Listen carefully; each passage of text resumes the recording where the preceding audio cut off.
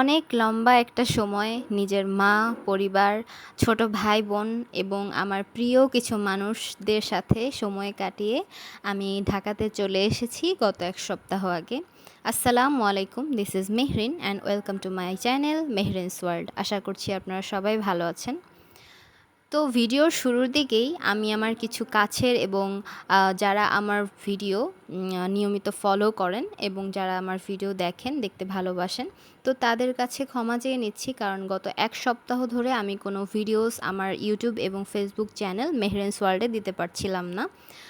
কারণ আমার সামনে কুইজ এক্সাম এবং ভার্সিটিতে নিয়মিত ক্লাসের জন্য যেগুলো আমার জন্য খুবই গুরুত্বপূর্ণ ছিল, তো সব কিছু মিলিয়ে এবং নিজের ব্যক্তিগত কিছু কাজের কারণে ভিডিও দেওয়া হয়ে উঠছিল না। বাট ইনশাল্লাহ আশা করছি যে আপনাদের সাথে আর ইরেগুলার থাকবো না, এখন থেকে নিয়মিতই ভিডিও আপডেট হবে।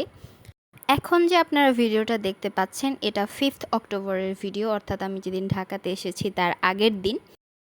তো যেহেতু ঢাকায় চলে আসবো তখন, এর জন্য আম্মু বলল চলো একটু ঘুরে আসি মা, মেয়ে আবার কবে না কবে তুমি আসবে।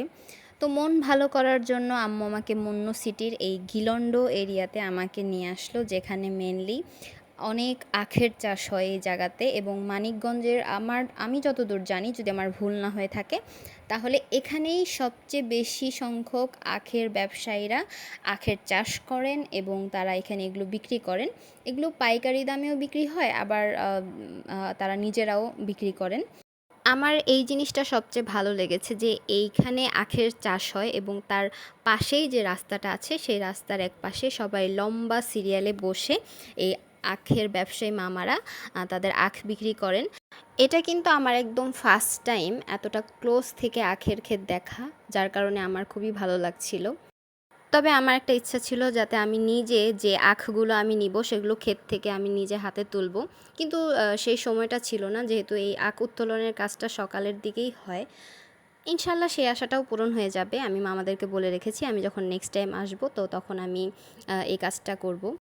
অনেকেই জানেন এই আখের রস কিন্তু হিউম্যান বিংস বডির জন্য খুবই উপকারী। এটি ন্যাচারালি গ্লুকোজের কাজ করে, যেটা আমাদের শরীরকে খুবই হেলদি রাখে। আসলে সৃষ্টিকর্তার প্রত্যেকটি সৃষ্টি মানুষের মঙ্গলের জন্যই তৈরি হয়, অথচ কিছু অসাধু ব্যবসায়ী এই নিজেদের লাভের জন্য আখের রসগুলোতে ভেজাল মিশিয়ে মানুষকে খাওয়াচ্ছে। শিশু থেকে শুরু করে বৃদ্ধ সব বয়সের মানুষরাই কিন্তু এগুলো খায়। তো যার কারণে এগুলো আমাদের বাসায় এনে প্রসেস করে খাওয়াটাই উচিত।